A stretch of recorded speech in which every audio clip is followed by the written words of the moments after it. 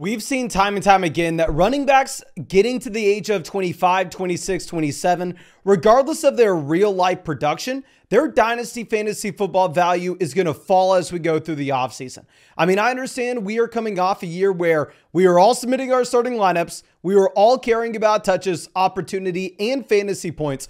But we have a whopping 6, 7, 8 months of nobody giving a damn about any of that. All people are going to be focused in on is, oh, what's this guy's long-term value? And that is what we have to transition our mindset for. So what I've historically done is by the time we get to late December, early January, I am liquidating veteran running backs from my roster. If I can sell Gus Edwards and go get a second or a third, I'm getting anything I can. If I can go through and move off a player like Derrick Henry, sign me up to sell him. But the issue is now that people have a lot more experience in dynasty fantasy football, it's more difficult to find that sucker to buy those running backs in your league. However, I want to give an updated price on these veteran running backs. So I headed over to Twitter. I essentially tweeted out, hey, if you made a dynasty trade in 2024, let me see it. And we are going to be looking at the trades that involved veteran running backs, putting them in the trade finder and the trade calculator over on flogfantasy.com and figuring out, should you be selling your veteran RBs in 2024?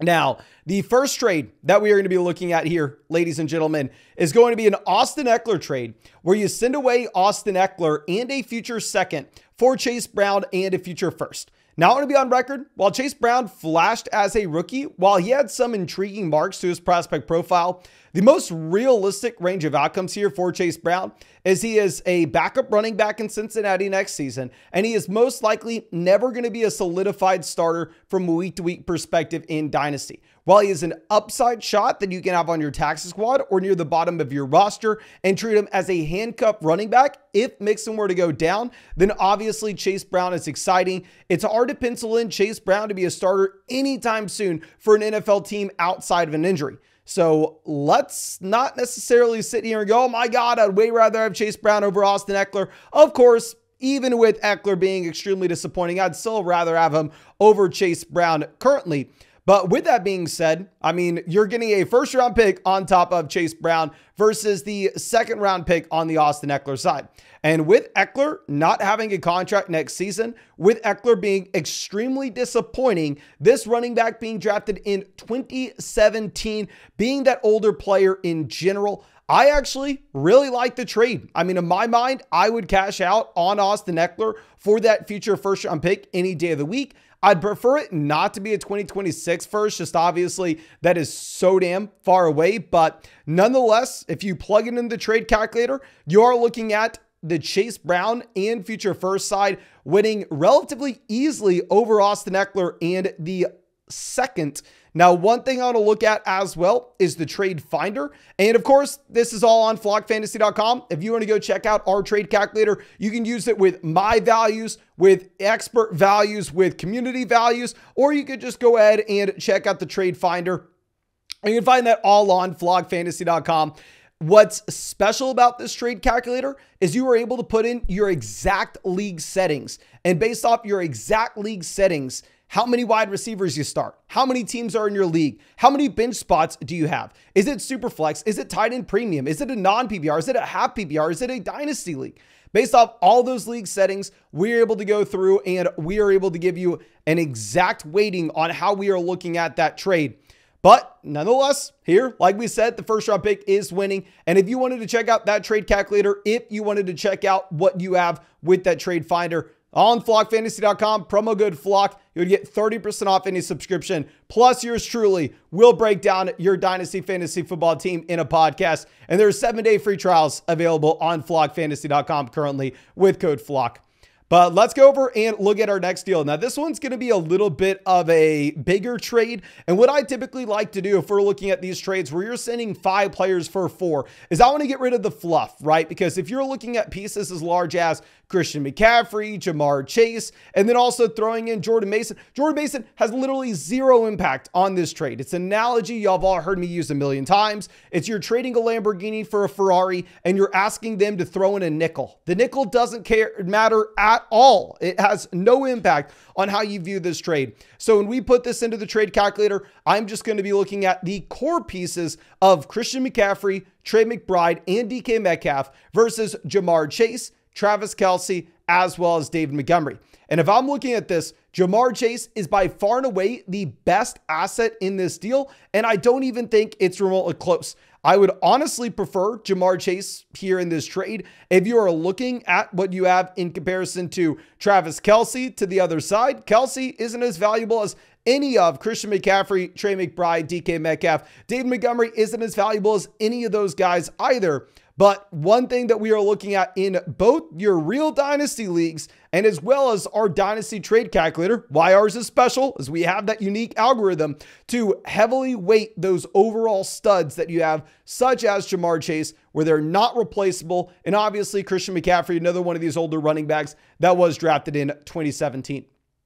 Now, let's stay with CMC here, and let's look at a trade where you sent Christian McCaffrey and a late second this season for Chris Olave and Jonathan Taylor.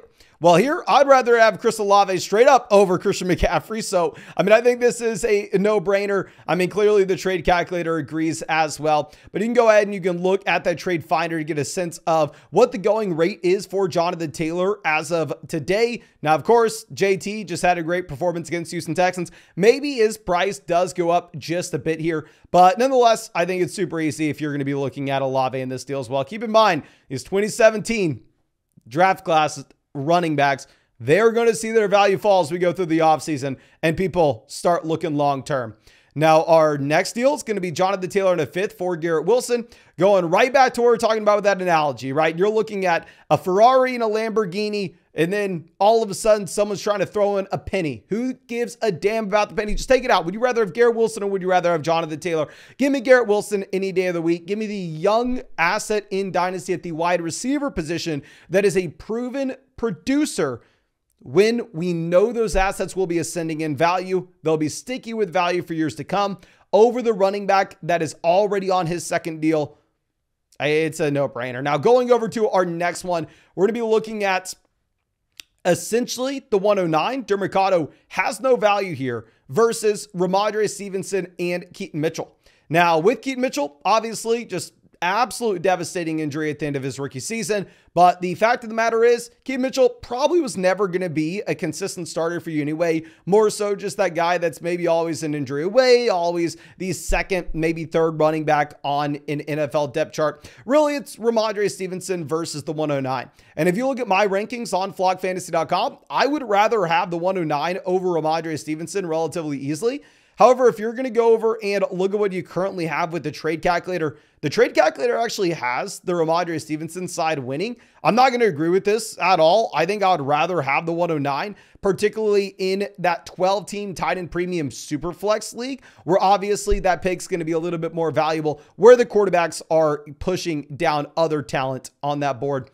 Now, going over to our next trade, this is actually another trade where I don't agree with the trade calculator. You have someone receiving David Montgomery for Demario Douglas and a fourth-round pick. Fourth-round picks, in my mind, hold almost no value. I mean, these are assets that I'm just really not excited about in the slightest. Would I rather have Montgomery or Demario Douglas? I would rather have David Montgomery. I understand, yes, Gibbs going to expand his role. I understand, yes, Montgomery's not necessarily a super exciting running back on his veteran deal. But nonetheless, if you look at the profile of these guys going into next season, I think maybe you just have a watered down version of David Montgomery in 2024 in comparison to what you had in 2023, where David Montgomery is going to be that running back that's getting to work maybe with the valueless touches, the carries between the 20s, which, yeah, those are low calorie. Those are gross touches for your running back overall, but he will be getting the heavy lifting there. He will be getting those useless touches behind one of the better offensive lines in the NFL, not one of the best offensive lines in the NFL. Obviously, Montgomery can be used as a receiver as well. So even if you think of David Montgomery with an ascended Jahmyr Gibbs in this offense as maybe a running back 3 in 2024, you can also look at him in a mold of what you had with like Tevin Coleman and Devonta Freeman back in the day, right? where even if you're not super excited to play David Montgomery with a healthy Jahmyr Gibbs each and every week, in 2024, he can still be a great asset for contending teams, especially if your dynasty league starts 11, 12 guys, and that you're still going to start him and hope for a touchdown randomly in 2024. But if Jahmyr Gibbs were to go down with an injury, then David Montgomery could be that league winner still next season. I would prefer him over Douglas.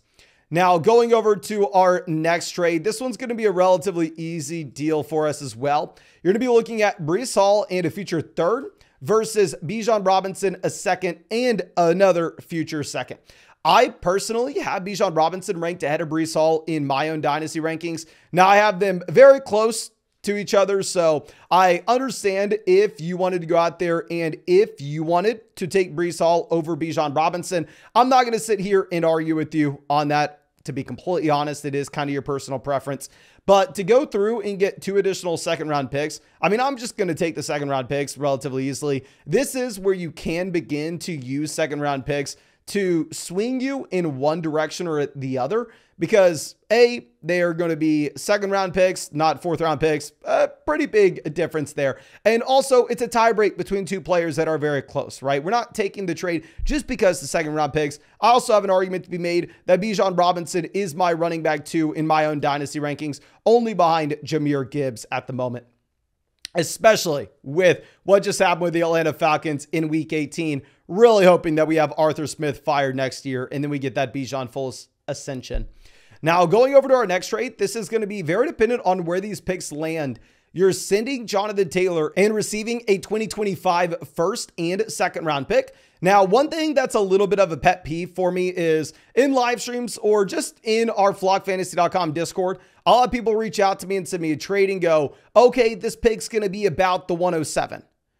And 9 times out of 10, especially if it's, I mean, how far out's 2025? 18 months out from the time of that rookie draft, I want to sit there and go, you know what? It's very hard to actually predict where those picks are going to land from a week-to-week perspective. It's extremely difficult to project anything out from a fantasy perspective. Plus, you add in free agency, you add in the NFL draft, you add in any potential moves through the course of the offseason. It's very difficult to figure out what's going to happen in 2024 when it comes to projections in January. So I just wanted to essentially plug in both possibilities. We went with a 2025 early to mid first and early to mid second versus Jonathan Taylor. And if these picks turn out to be early, then the picks probably beat out Jonathan Taylor in terms of their value. However, if these picks turn out to be late, then Jonathan Taylor is most likely taking the cake, especially if you are a contending team. I will say, however, if you're playing in super flex dynasty leagues, keep in mind adding those future first, they are going to give you so much flexibility through the course of the entire offseason, especially after your 2024 rookie drafts. Because if you have your 2024 rookie draft in May, when we're in June and July and everybody's still in the dynasty mindset thinking long-term, those 2025 first-round picks will be the earliest picks people can actually trade for. They'll be right there in your hands. So you do have flexibility in that every single person in your league will be willing to trade for a 2025 first. It's the United States dollar. Literally every single person will take it.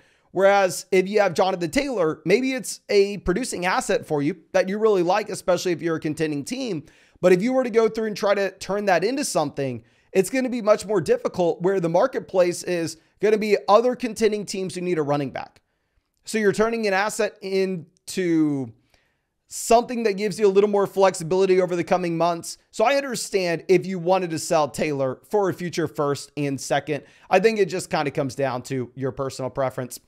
Now, our next deal is going to be CJ Stroud versus Justin Herbert and Travis Etienne. CJ Stroud, top 5 dynasty asset for me. Love CJ Stroud at the moment. I also have Justin Herbert as top 6 dynasty asset as well. So they're currently pretty much back-to-back in our rankings. So if I'm going to get Travis Etienne on top of it, I'll take it. I mean, Etienne obviously is an older running back, stayed 4 years at Clemson, didn't play his rookie season. He's a lot older than you would assume, but you should still have a couple more solid years out of Travis Etienne. If you really wanted to, I'm assuming that we could flip Etienne for a first-round rookie pick as well. And if you were to present it in the context of would I rather have Justin Herbert in a first-round rookie pick or CJ Stroud, I'm going to go ahead and take the Herbert side. And the trade calculator agrees with that as well. Now, our last trade, just because it is funny, we have someone coming out saying that they're able to sell Derrick Henry for 2 first-round picks. Just in case you're watching this and you're playing in an extremely casual Dynasty league, for the love of God, if you can ever make a trade like this, please pull the trigger, go out there and try to make it. I mean, even if these picks were the 111 and 112, it's still a landslide for the pick side, not even close. But I think that's all I have for y'all. I really hope y'all got something for this video. Like I said, if y'all want to check out our trade calculator, our trade finder, all my rankings, all the rankings and values of all your favorite creators on YouTube, you find that all on flockfantasy.com. Promo code FLOCK on flockfantasy.com with the link in the description or the comment section. We'll get you 30% off any subscription, plus yours truly with that mother flocker tier. We'll go through and break down your Dynasty Fantasy Football team in a podcast. But I think that's all I have for you. Again, thank you, ladies and gentlemen. I really appreciate you and really hope we get to see you out with the video tomorrow.